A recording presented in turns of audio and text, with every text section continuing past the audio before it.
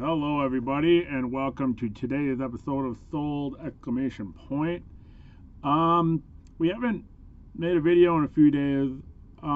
Sales have been weird. They've been since last Friday.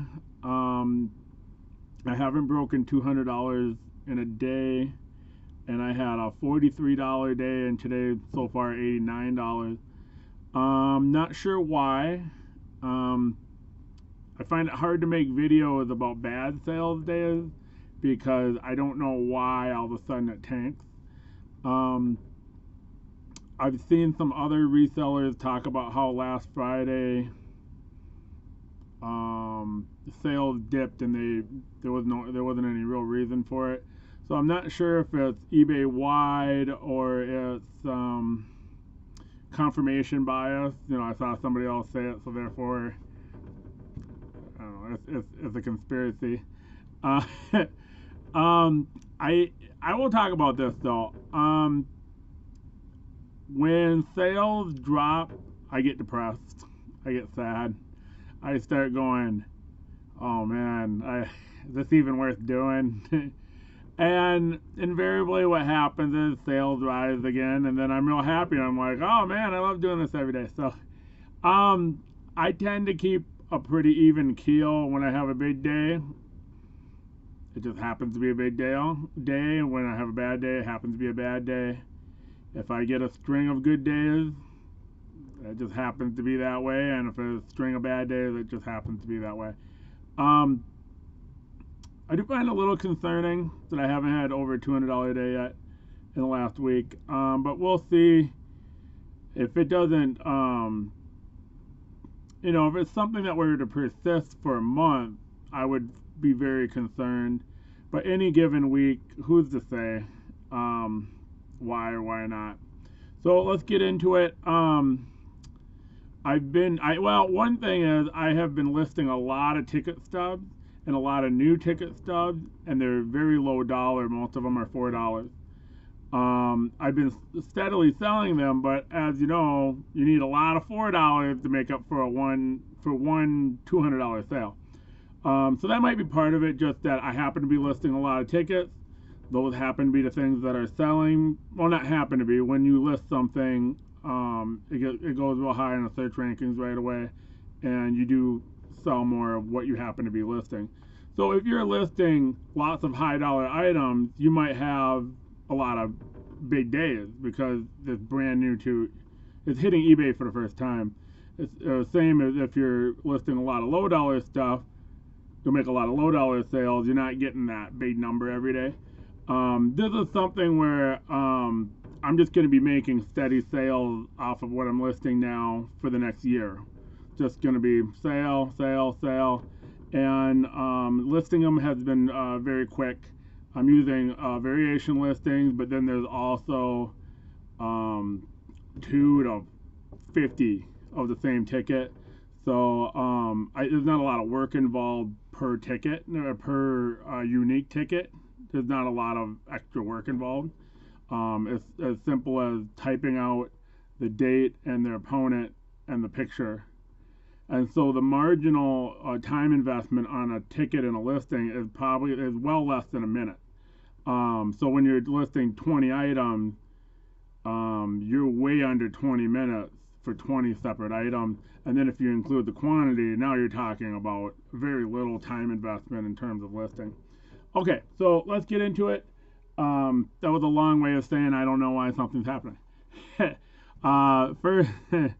First up is Oklahoma Sooners Nike True, or what do they call these things?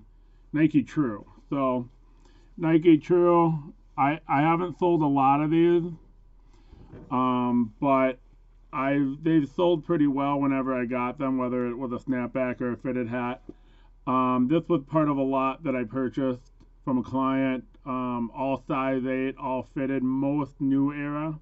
There was a few Nikes with the Oregon Ducks and a few other college teams. Let's see, we got 30 for this guy. This one happens to be one of the dead stocks. I think I had 4 or 5 in that lot that were with tags, the dead stock, unworn.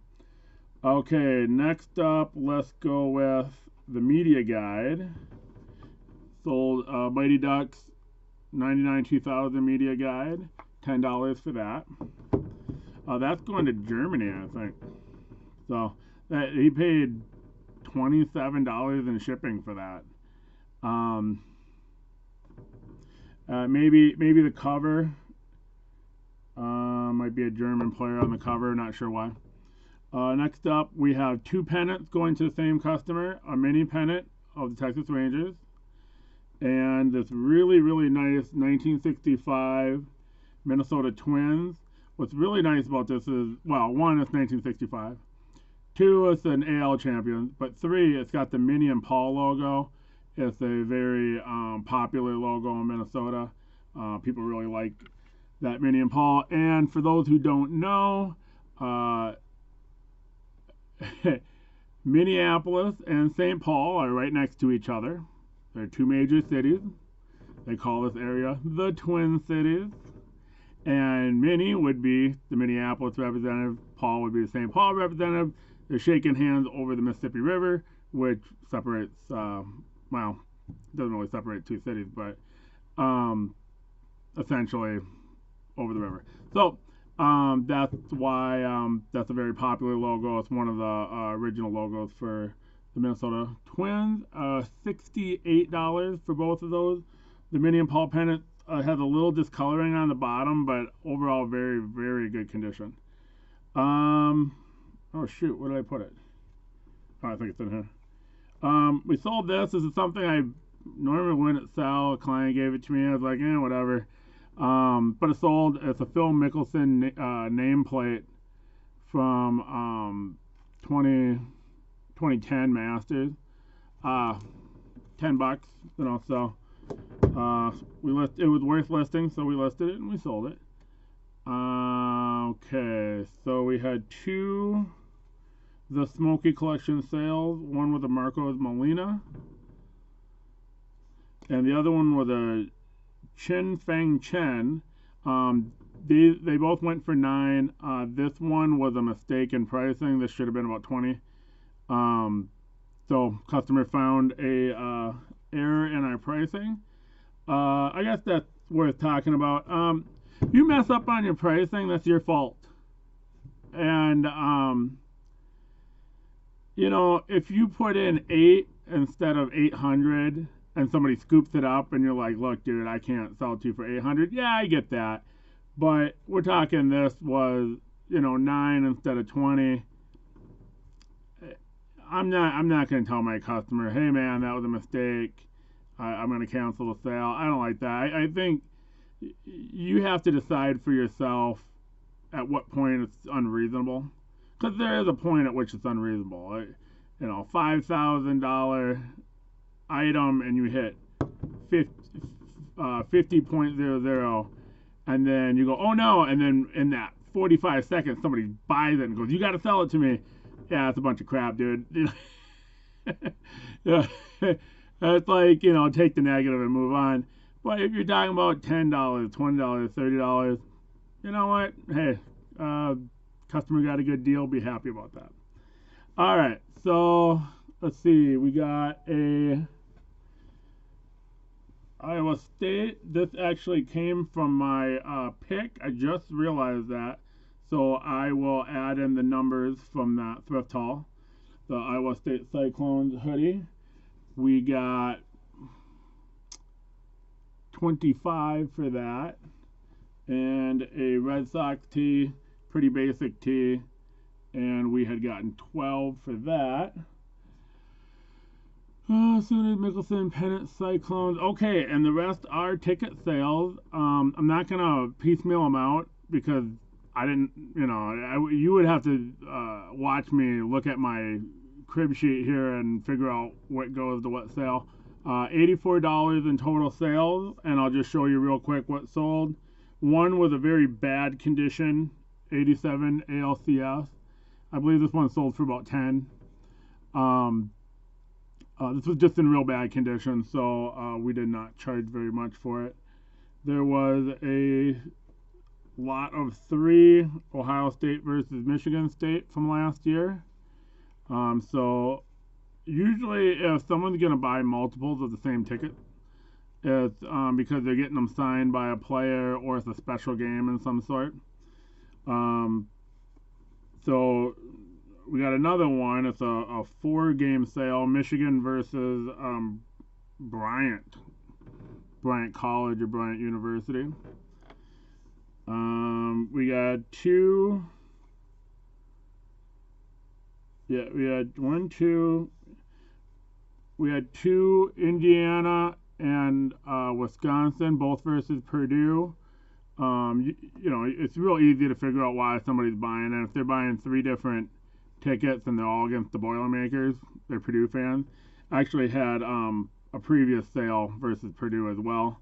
2 tickets against Tennessee, but these were Alabama tickets. And let's see, Wisconsin. 3 Wisconsin tickets. This probably went to a Wisconsin fan because it's 3 different teams. And a Indiana versus Ohio State. All these are basketball games. When I listed these, I've never actually sold NCAA basketball, and I was curious how sales would go.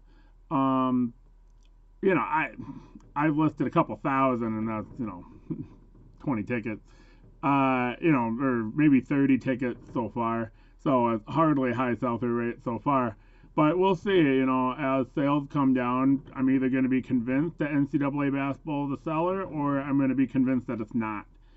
So jury's definitely out still, and we'll learn about that together, whether or not NCAA tickets are really worth listing if you just have a very tiny stack of them.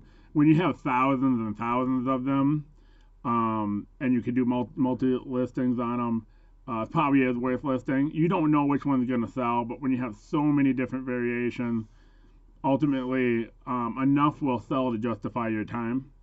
But if you were to have a random stack of 20 different NCAA games, different teams, you know, is it going to be worth listing those? I'm not sure yet, and we'll find out together. Okay, so that's my video for the day.